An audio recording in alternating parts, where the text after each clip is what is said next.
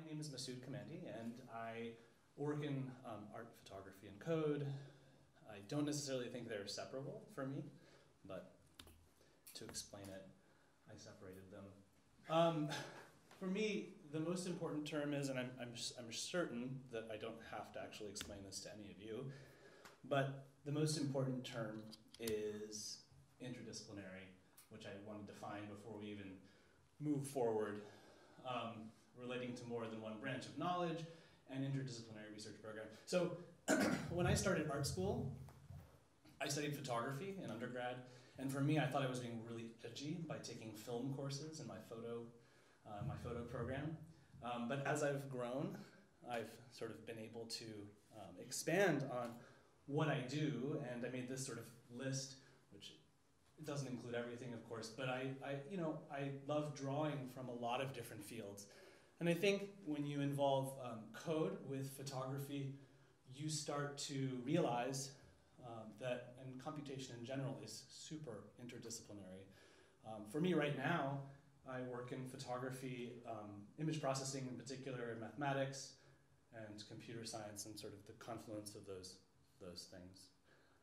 But I put anthropology up there. I put cognitive science up there because anytime you make a user interface, which I do, you have to think about people and psychology.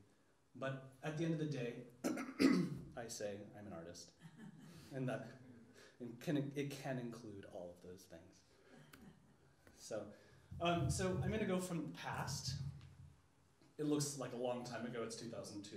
I promise it will be fast. But just to sort of give you a little bit of biography.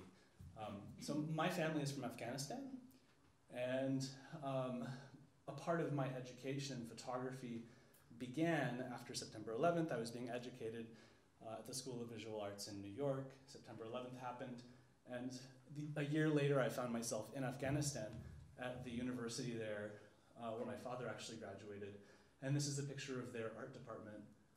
And over the course of the next 3 years, I was able to work with my college to build a photography department there. So education for me is a big part of who I am, and from the very beginning of my art education. And so this is them building their photo department, and then this is the classroom, and I lived there for 6 months, went back and forth for 3 years, and then taught the first photo classes there. And this department still exists.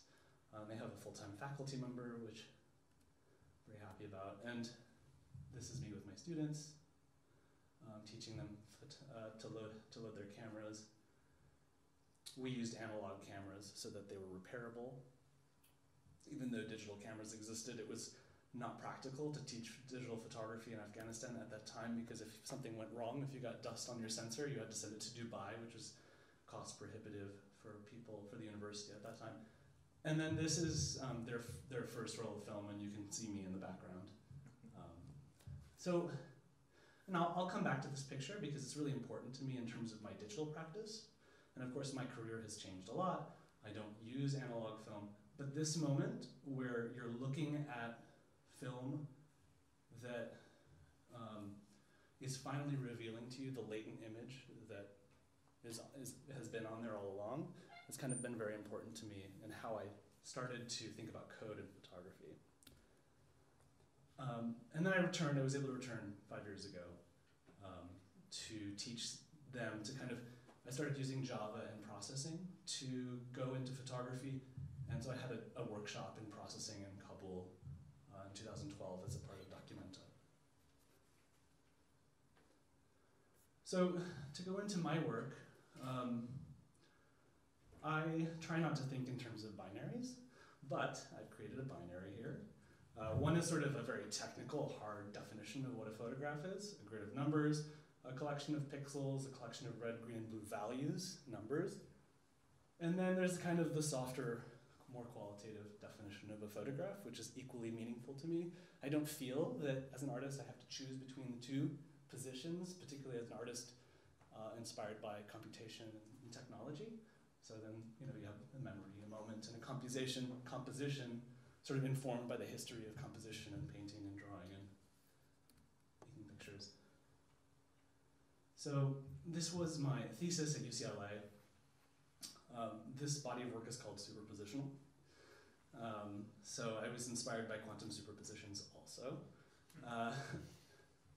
And this was my first piece of software that I wrote for photography. And what it is it's an image stacking algorithm. So you take a folder of images and the computer looks at all the images and makes decisions at each pixel as to which pixel it will keep out of all the images. So you can do anywhere from 2 images to 50 or 1,000. The process sort of, it just chugs along and you're creating an image. But when I first showed this body of work, people kept asking me, so is the computer making this? And I think that's a question I've confronted a lot as an artist who deals with computation. And I feel very strongly, which is why I loved your introduction, that no, this is about the interplay between me and an algorithm. But it also, for me, recreated, going back to that picture of the students holding the film, it recreated that moment of the latent image being revealed by a process, which for me was very important in the creation of this body of work. So the objects are everyday objects. There's armature wire, a light bulb, an hourglass, paper, eggs, and sort of this kind of pushed me into the direction of still life photography as well. And then the kind of arrangements are also meant to mimic the process. So if there were layers in the images, I wanted them to be layered on the wall and to kind of recreate that process for people. This was a documenta in an old hospital, 17th century hospital, that was also a Chinese restaurant, that was also a beer garden, that has layers and layers. There's like kitschy patterns on the wall and this wainscoting. So this is a very different environment, different installation, but the same body of work. So like this image up here is Christmas lights, but the algorithm, it's probably 30 photographs of Christmas lights. The algorithm churns through all the images, and based on what I've requested, the algorithm that I've created, it will output an image that I couldn't have predicted, but as you get to know the process, you can kind of, there's like a push and pull between man and machine, just in the same way that photography is kind of a push and pull between a technical process and a human intention. So here's a larger version of one of the images in this series. This is called Botanical. And you might be able to tell what it is if you look at it long enough, but I will tell you. It's a bougainvillea. You can kind of see on the right side a little bit, you see the bougainvillea leaves, but the patterns and the iridescent quality, sort of oily quality of it comes from the mixing of all the colors with all the different algorithms that happens. And the large white spaces, I can define pixels to throw away. So,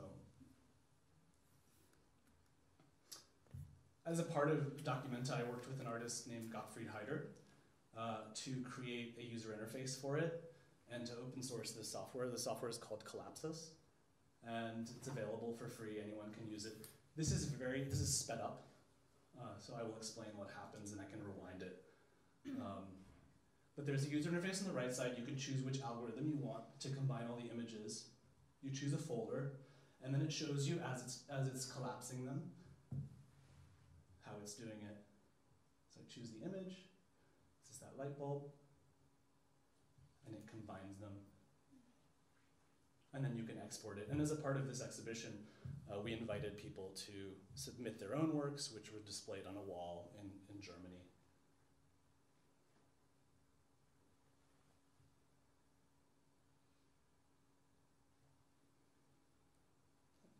Just repeats. But I mean, the thing that was amazing for me with this process was you could take very, very ordinary objects, stuff that was around the house, or I would go and spend hours in Walgreens, and all of a sudden you have something totally different, which kind of led me to this next body of work, which is called Matter Out of Place. This was an exhibition in 2014, and it's using a lot of the same technology, but also I expanded sort of the idea. I didn't limit myself to just using technology, so there are some straight photographs in this body of work. But the photograph for today that I want to talk about is this photograph in the far in the back, sort of as a software intervention into a still life photograph. This is called The System at War with Itself. And basically, you'll kind of see what it is. I have a video that demonstrates what exactly is happening, but I wanted to create an image where all of the colors were broken up into the direction of the color wheel, that those colors exist. Of course, there are many different color wheels you can use. I just use sort of an ordinary color wheel. So red goes straight up, cyan goes straight down, green to the left, and to the left and down. And then I created this video, not as a piece of artwork, but just as to kind of demonstrate exactly what's happening when you're kind of breaking apart the image in this way.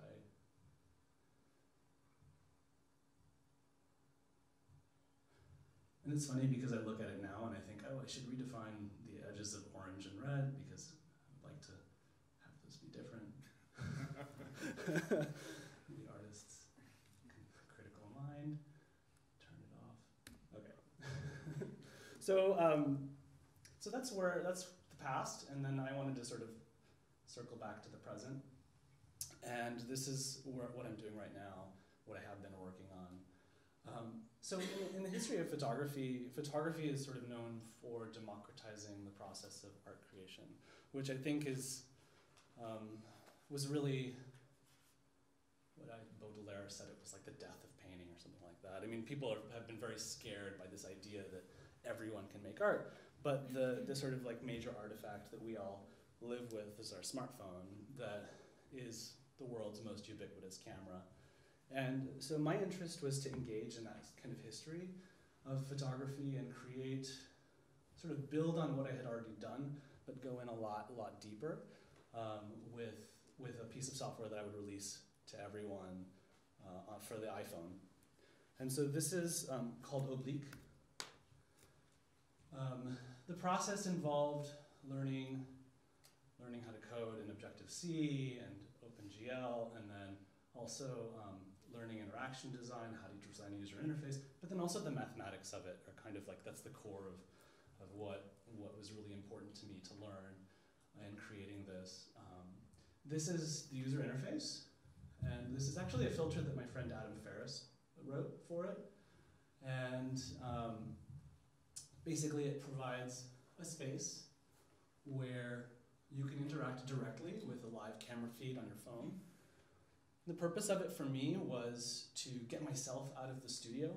I was feeling, so in that photograph of all the bottles, I sat with those bottles for like 3 months in my studio and was kind of wondering what to do with them. And it was a very, very long process where I just shot and then processed in two separate moments. And for me, that was just too long of a process. I wanted to be able to write the algorithms, write the filters, and go out into the world and be more engaged with the world. I think a lot of us think of phones as kind of a disengaging thing, but for me in this process, it's been a very engaging thing that sort of helped me go out into the world, experiment, and do things in real time in a way that I never had before. So there are three major buttons. Left is the filters, the triangle, the circle is of course shutter, and then the right is adjustments, and I'll show you what those look like. So on the left, you have a menu, and these are all the filters that I've written in addition to Adam's filter. And each of these are about, 30 lines of code, 30 to 50 lines of code. So they can be very short, but they, in real time, manipulate this massive digital signal that's coming in through your camera. And you can do different things here. You're separating the red, green, and blue channels. This is just a little grid maker. And then on the right side, you can live manipulate the hue saturation. So you basically sort of do Photoshop live on your phone, which for me changed what photography had been to be able to do it like that. And I think this is probably really loud, but hopefully. Maybe I'll just mute. There we go. Do you want sound? No, not for this. Okay. And then this kind of shows you what it looks like live, but I can just because we have this iPhone, I have one too. I think you took it. I have one actually. Oh, thank you.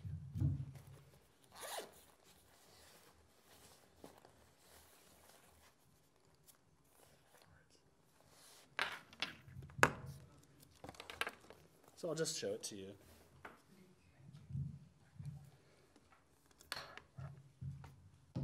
Oops.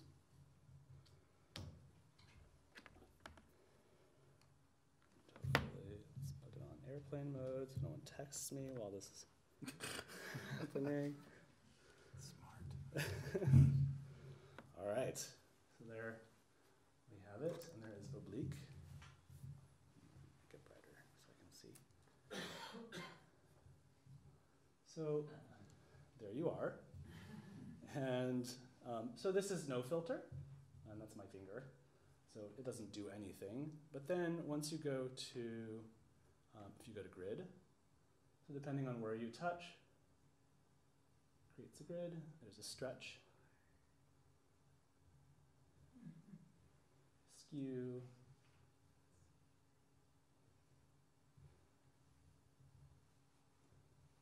water, was sort of was a big challenge for me. So it's using mathematics to remap the grid, so linear algebra to remap the grid of the camera to a new map.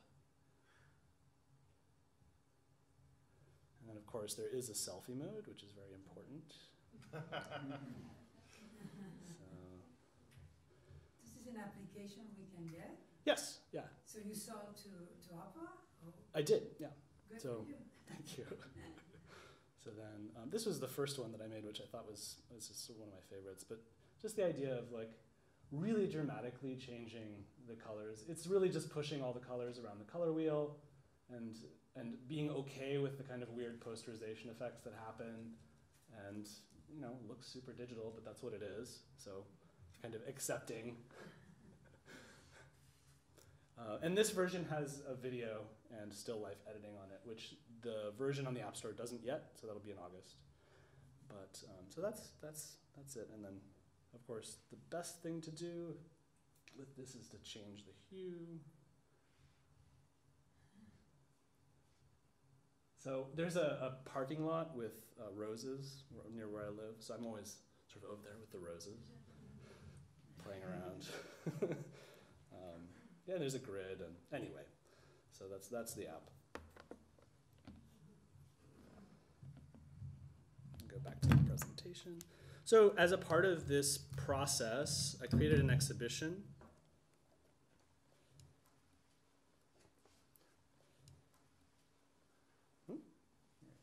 Called The Effect of Lightning on a Rainbow, and this was at Luis de Jesus. And actually, these are the parking lot flowers. But they're all photographs. They're printed on aluminum. They're dye-sub images on aluminum, and a lot of them were kind of these moments where I discovered something amazing in the process of making it, which was extremely challenging. So they became very important to me, and also just the idea of being able to take a camera and change the hue live.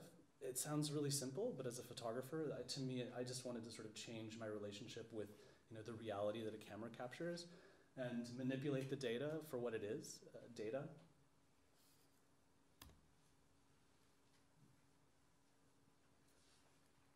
This is the interior of a box. Again, so very simple objects. And the flowers. This was your camera or the iPhone? This is the iPhone, yeah. So everything in the exhibition was made on the iPhone. Wonderful. And this is actually, I always question whether to tell people what things actually are or not, but this is just the code for this is me sitting in front of my computer, finally getting something to work, and then taking a picture of the screen. I have so many pictures of the screen. This is the one that made it into the exhibition. And then, so there's a video component as well.